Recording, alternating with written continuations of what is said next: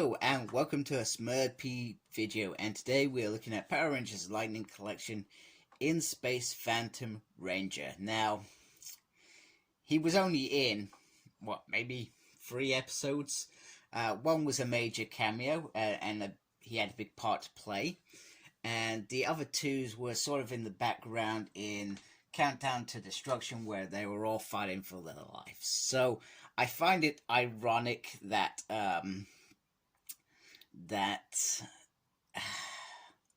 that they put in space on here.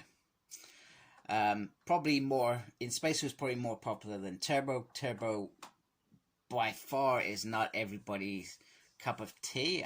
I personally had nothing against Turbo. I thought it was a lot of fun, and sometimes silly with them being cooked as pizzas. It was generally a good part of it, and Phantom Ranger was a big part of the second half of Turbo, Power Rangers Turbo. He had a great relationship with Cass, and we thought there were some romantic ties there, and generally we thought that he was we were going to get more from him. So I was always a little bit disappointed with the one episode that he got return in space, because I felt like he could have been in a lot more and he could have continued popping up every now and then to assist them. And in the comics are exploring in Phantom Ranger as well. So we've had Frank Taquim, and currently, if you're reading Power Rangers Universe, they're sort of telling what I believe is the origins. It may turn out not to be the origins. However, we have the suit, and it is a white suit. So the artwork is stunning as always. Looks beautiful. On there, it's got Power Rangers in space, and then we get a promo shot, and then we get this nice picture there. That looks gorgeous. So let's get this figure out of his box. First of all, let's address the elephant in the room, Hasbro. What on earth is this? It was meant to be a nice red jewel. Instead, you've given us a round circle, which looks absolutely ridiculous. And I'm hoping, if I've got things right, I've put a picture somewhere around here so you can see the difference.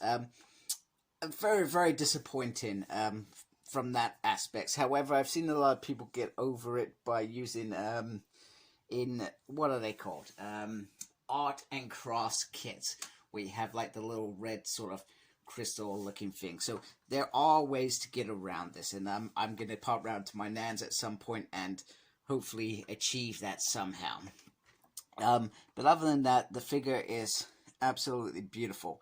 They have got some fine detail in terms of the body armor. Just look at that. Just looks really good. I feel like they've done a fabulous job on this figure.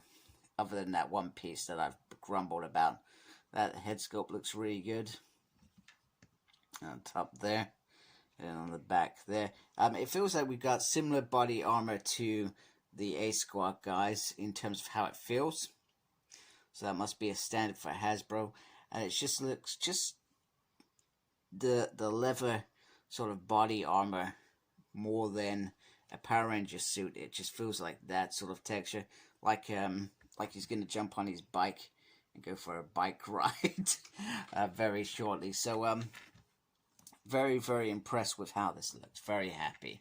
He also comes with his gun, which unless I'm correct, it almost feels like the turbo gun as well. Wasn't the turbo gun sort of similar to this? So I feel like this is something hopefully easy replicated when they start looking at Turbo Rangers, and I hope they do that at some point in the near future. But of course, there are plenty of teams that they can look at, and plenty of teams that I still want them to finish. Come on, let's finish Beast Morphers, for goodness sake. We've only got Zoe to go. That's really bugged me that we didn't get one of those last year. And then you get this little effect that just pops in there, which I feel like is a pretty decent effect. I'm not a fan of effects. For those that watch me on a regular basis know that I'm not really interested in them. So now that we've looked at that, let's look at articulation. So the head can go round, and he can go down quite far, actually. The arm can go up like that, but you got this pad, and this pad is actually solid, which means you are not getting around that piece at all, which is disappointing. He has a swivel there. he has the double on there, although mine feels very, very loose. This isn't, so I just be careful. Mine, and it's not usually that loose when you get a new figure. Get a turn there. Nothing on the upsy downsy, it's on the side, which is a little bit weird. Then the whole section once again is there, rather than down there, and then he has that little ab crunch there, which is pretty cool. He has a swivel there. He can do the splits of that far, and then he has the double joint there with these beautiful leather boots, pivot there, and then upsy and a downsy there. So as always, some nice articulation, the usual stuff we've come to expect from Hasbro in terms of their figures. So pretty much that's it. I've not really got much more to say. I'm just very happy to have this guy, and I'm just very impressed with how he looks. Looks very, very good. And other than that issue with the diamond, which they could have done so much better. I'm not sure who was leading that part of the project, but you should look at this review. From going from the absolute perfect pitch figure to just having that one little bit that just throws it all off, which is a massive disappointment. And then he's got 2 trigger hands here, and then he's got 2 closed fists as well that he comes with. So in terms of accessories, you could say he's kind of a little bit light in that thing, but he does hold his gun perfectly. So anyway, if you like my channel, please support me by subscribing. I'd really appreciate it. Thank you to those that already do.